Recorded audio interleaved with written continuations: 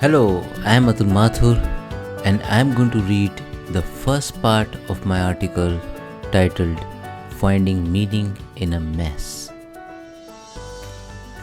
I was hesitant to call my friend. What will I say? I had not spoken to him for years. But he was now unwell, and his distressed wife had urged to help lift up his spirits. Overcoming my nerves, I finally called him, playfully using his nickname from college days. Living away from his family in a foreign country, he narrated how fever, COVID suspicion, asthmatic attack, and panic attack all had combined to knock him down in a place where medical support was lacking.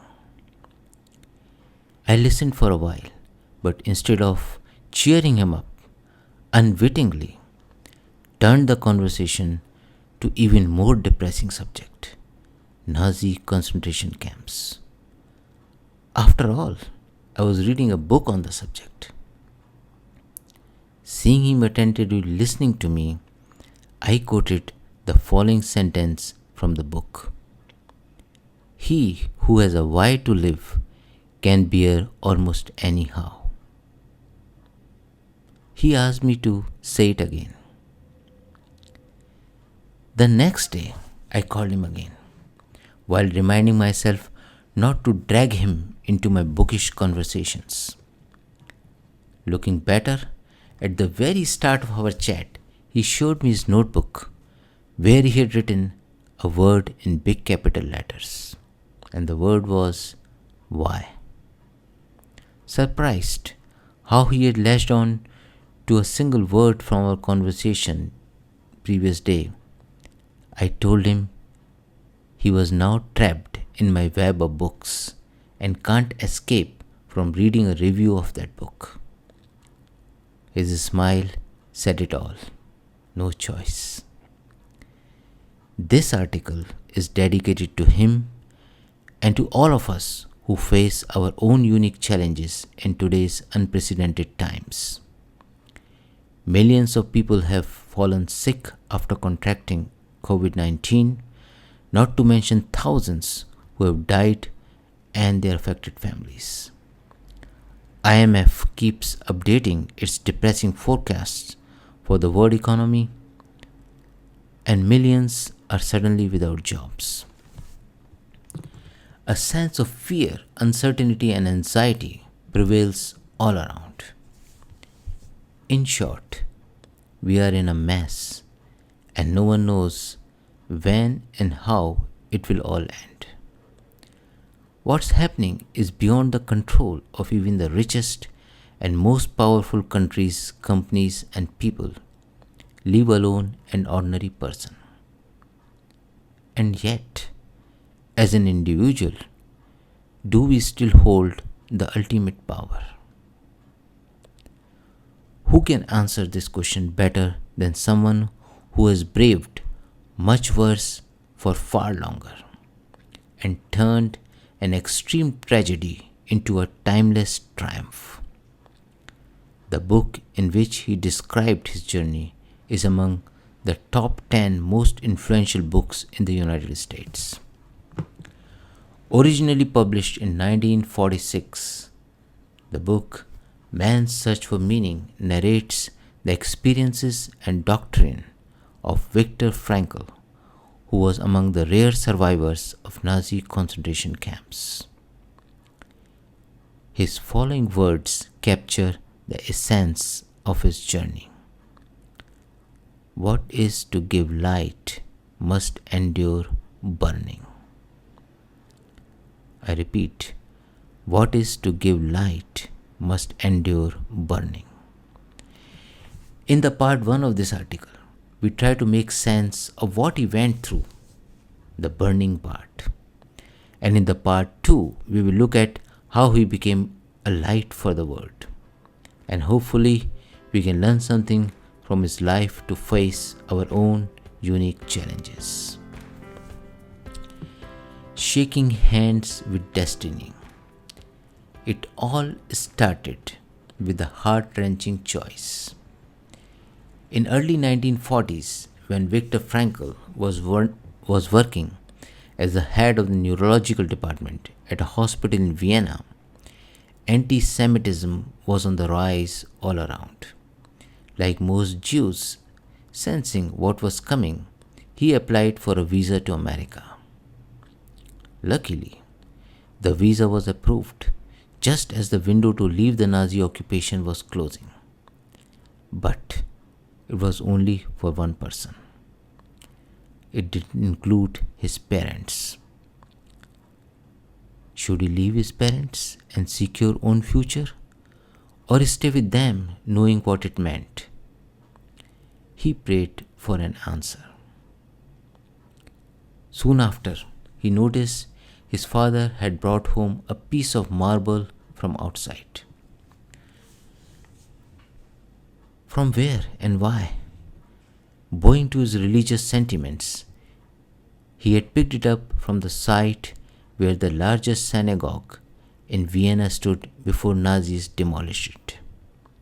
Proudly, his father pointed out the marble was a part of two tablets on which the 10 Commandments were engraved.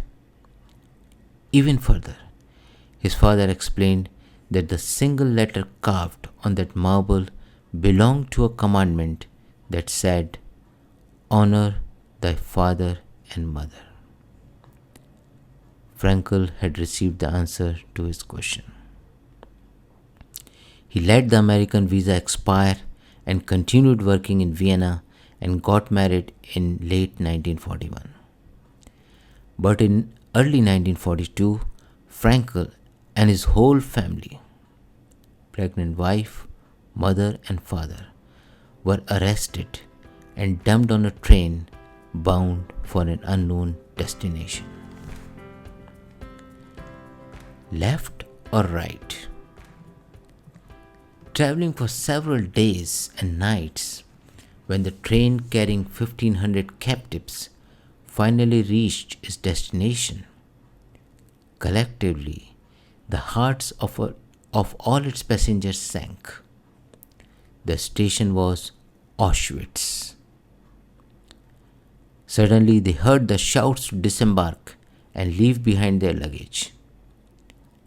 Next came the first screening. One by one, they were to walk up to an SS man who would take a quick look at them before casually pointing his finger either to the left or to his right. Almost 90% were directed to turn to the left.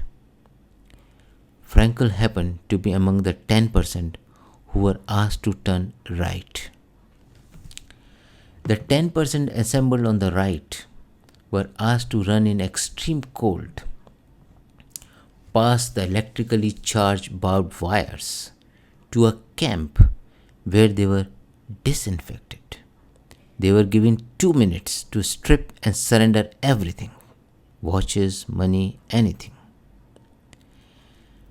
Frankl was hiding in his coat the manuscript of a book he had written, but no exemptions were allowed.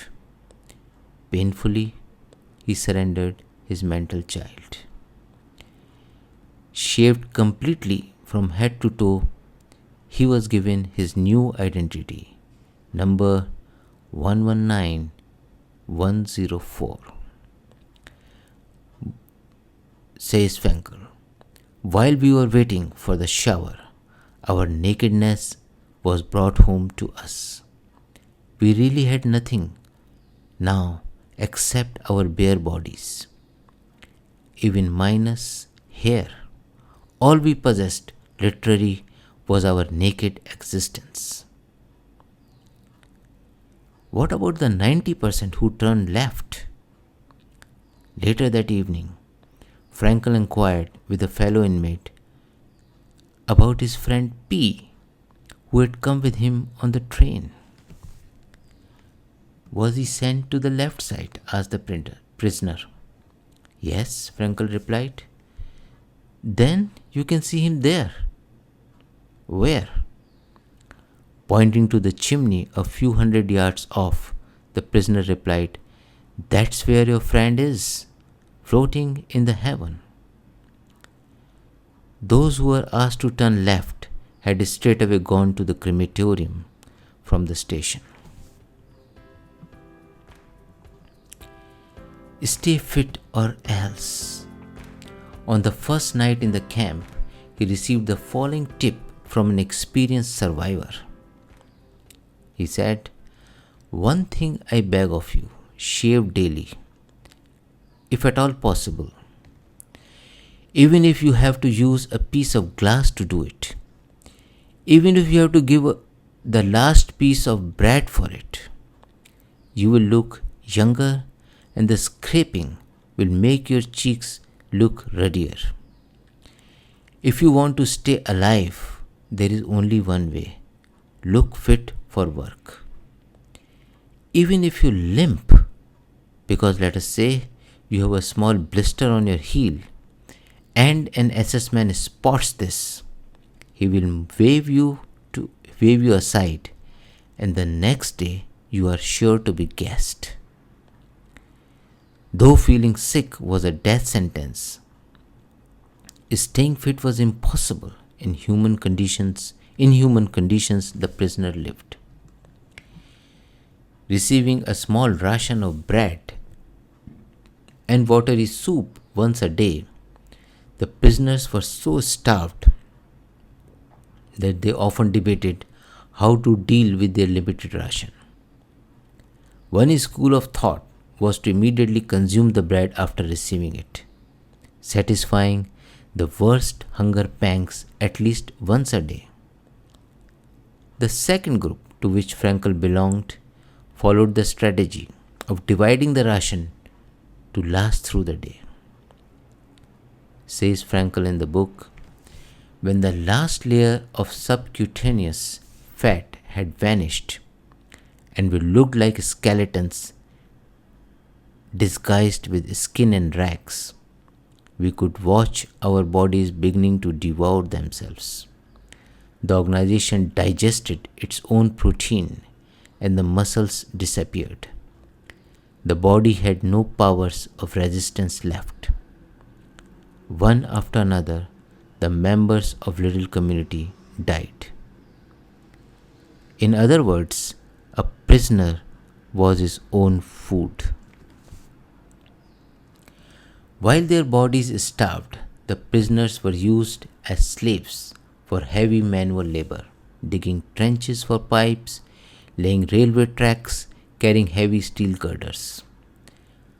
Without gloves, socks, or even shoes, they often worked in sub-zero temperatures and snowstorms. Frostbites, chill burns, and typhus fever were common ailments. Wearing the same shirt for half a year, they couldn't wash, even partially, for weeks. But the injustice and barbarism were not limited to food and work. Beatings took place at the slightest provocation. Once, while standing in a line to receive the daily ration of bread, he suddenly received 2 sharp blows on his head. Apparently, the prisoner behind him had moved slightly to one side, disturbing the symmetry of their line, which triggered the displeasure of the SS guard watching them.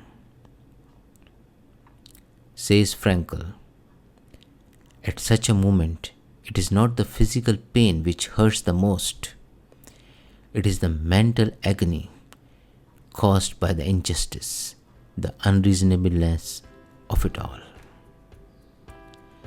The important rule: living in dire conditions, with death looming over them daily and hourly, everyone entertained the thought of suicide at one time or other. The most popular method of committing suicide was touching the electrically charged barbed wire fence, popularly known as running into the wire.